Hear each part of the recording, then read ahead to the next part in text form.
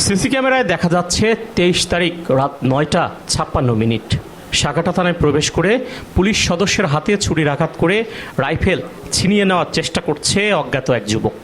পরে পুলিশের ধাওয়া খেয়ে পালিয়ে যাওয়ার সময় পাশের পুকুরে ঝাঁপ দিয়ে লুকানোর চেষ্টা করে।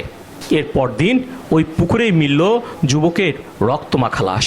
লাশ উদ্ধারের পর পরিচয় মেলে সে সদরের বাগুড়িয়া গ্রামের দুলাল মিয়ার ছেলে সিজু মিয়া, ডিগ্রি 2য় বর্ষের মেধাবী শিক্ষার্থী ও ইউনিয়ন শিবিরের সভাপতি। আমার ছেলেকে নির্মমভাবে হত্যা করিয়ে পানিতে ফেলাই দিছে।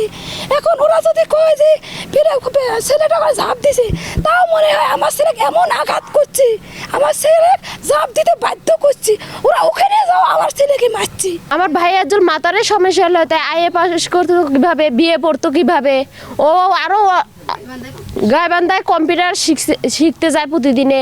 ও যখন যেগুলা দরকার হয় ওগুলাই শেখে। নিজে কম্পিউটার কিনা বাসায় চালাইতেছে। যে আপনি তো এভাবে বললেন যে মাথার সমস্যা আছে, কয় না আমি এগুলো বলি নাই, আজকে শুনতেছি হ্যাঁ পালাইছে।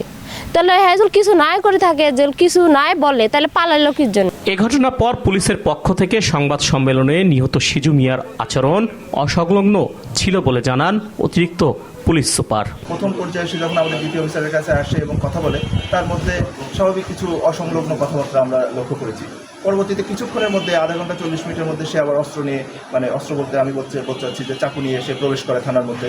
তো এখনও তার মধ্যে কিছুটা অসংলগ্নতা আমরা লক্ষ্য করেছি, কিন্তু টোটাল ঘটনার কি বিষয়ে এখনও তদন্ত সাপেক্ষ আমরা এই মুহূর্তে কিছু না বলছি।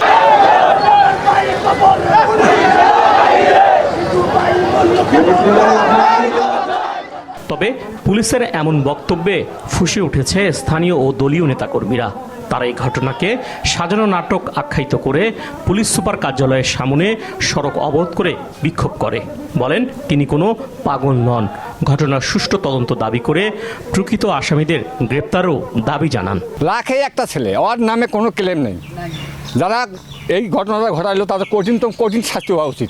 আমার ভাইয়ের একটা ভালো বিচার চাই, ওসিপি সহ যারা আমার ভাই খুন করছে তাদের আমি ফাঁসি চাই। আমার একটাই কথা, আমার যে ভাইক মেরেছে তাদের আমি ফাঁসি চাই। আর জেলা শিবিরের সভাপতি বলেন পুলিশের এক কর্মকর্তার সাথে দেখা করতে গিয়েছিলেন তিনি। সেখানে বাকবিতর্কের এক পর্যায়ে পুলিশের ধাওয়া খেয়ে পুকুরে লাফ দেন। এরপর পুকুর থেকে উঠে আসার চেষ্টা করলেও লাঠির আঘাতে তাকে হত্যা করে পানিতে ফেলে রাখা হয়। সে যদি অন্যায় করে থাকে তাহলে দেশের প্রচলিত আইনে বিচার হবে, কিন্তু হত্যা কেন? সে যখন থানায় ঢোকার সময় তার হাতে আসলে কোনো ছুরি বা কোনো কিছু ছিল না, এবং এসআই রাকিবের সাথে কথা বলার জন্যই তিনি মূলত সেখানে গিয়েছিলেন, আমরা যতটুকু জানতে পেরেছি। তো যাওয়ার পর আসলে কি এমন ঘটনা থানায় ঘটলো যে যার কারণে সে সেখানে এরকম আচরণ করলো বা পুলিশের সাথে ধস্তাধস্তি হলো। তো সে যদি কোনো অন্যায় করে থাকে দেশের প্রচলিত আইনে তার শাস্তি হবে, কিন্তু তাকে আমরা পরবর্তী আরেকটা ভিডিওতে দেখলাম তাকে পুকুরের মধ্যে পিটিয়ে হত্যা করা হলো, যেটা আসলে পুলিশের উপস্থিতিতেই। তো এটা আসলে আমাদের জন্য মোটেই কাম্য নয়। ঘটনার পর পুলিশের পক্ষ থেকে 2টি মামলা হয়েছে, একটি অস্ত্র ছিনিয়ে নেওয়ার ঘটনা, অন্যটি অপমৃত্যু।